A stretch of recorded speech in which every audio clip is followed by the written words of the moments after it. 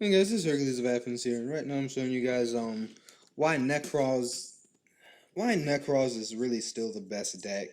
And I don't know. First off, let me explain what my opponent's doing. My opponent really, I'm not sure what his deck's purpose was to do. Uh I mean he has the I call them Princess of because that's basically what their names are. I don't know if they're an archetype or a series, but basically it's like they're plant level 8 plant types with plant type monsters with various effects. It's basically effects of like boss monsters. So I mean, I don't know, he plays those four. There's autumn leaves, cherry blossoms, sunflower, and camellias. I mean, most people already know camellias, but I don't know. And then he plays a lot of stuff for like rank threes and whatnot, and some rose lovers and marauding cook and stuff like that. So I don't know. I don't know. I don't know how the deck was supposed to work, so I don't know if I can judge whether it's good or not. So, I mean, I would have just used the Lone Fire. I don't know why I didn't, but I don't know. We're not gonna get too much into his plays, so he just sets the Rose Lover, and basically, I don't know if I said this already, but the Nekroz deck is a toolbox. I mean, you have literally, literally like over 9 searchers. Hold on, I'm looking at my deck just to make sure I have the right count. You have, yeah, that's 6 right there. Count 7, count Shuret, and you have 7, and then you have Bryanak, and then the Colossalus. That's You have like 11 searchers, not even counting your Herald of Art. You just have half your deck is searchers. Half your deck searches itself. So really, it's like you can't even.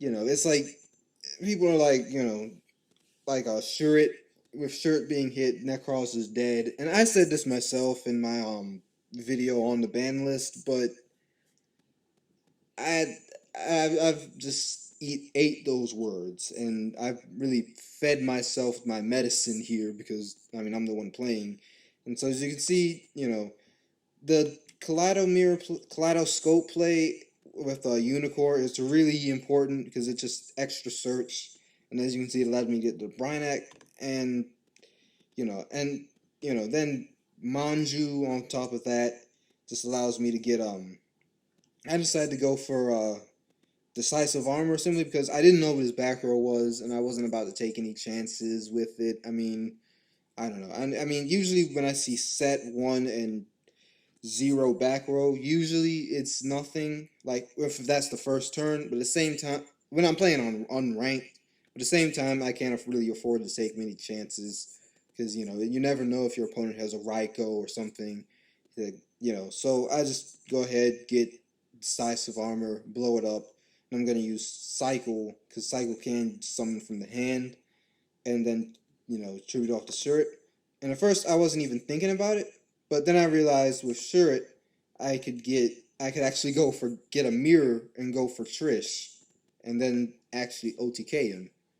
So as you can see right there, I basically banished everything, and I was actually surprised that I actually banished seventh one simply because I just can't believe it's just funny. I mean, it's just, the fact that it was the seventh one of all cars. Just I was laughing. That was too funny to me. But and then as you can see, I'm going for game, which I mean, the other opponent was probably just like bummed out. So, but I mean, as you can see, that's the opening hand wasn't like extra like bust extra like like drawn into like a whole bunch of. I mean, it was a good hand, but it's not a. Basically, what I'm saying is, it's that hand is not a hand that's impossible to draw into. That's not an hand. Even if I didn't have the Trish or the if I didn't have the Unicorn, I still would have still drew Namanju, and that would have allowed me to get Unicorn and then do all sorts of stuff with that, and then search and summon, and I might not have been able to go for game, but I still would have been able to put a lot of damage on board and still minus him. So, and I mean, even if I got close to game, I still had 2 level 4s, so I could have just cowboyed it for game. So I don't know. It's just the I mean, there are of course ways to shut it down. I mean, obviously mistake shuts it down, but at the same time, I still have the MST, and so I don't know. It's still a good deck. It's still a good deck. I don't know if it's number one simply because Burning Abyss is still a thing, and I don't know if it's gonna be tier one. But the way I'm seeing people playing these newly released right now they're only into OCG, but these newly released performable magicians, they and the more I look at them, and I'll probably do a deck with them.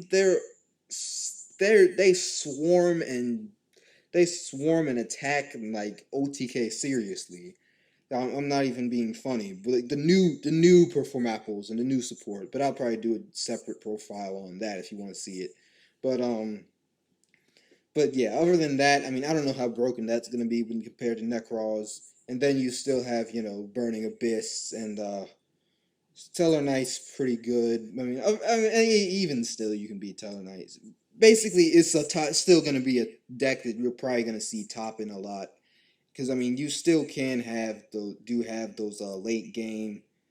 You still can get like late game advantage sometimes. So I don't know. It's still a good deck. That's basically the point. So yeah, this is Hercules of Athens. Hope you guys enjoyed this. Pretty interesting.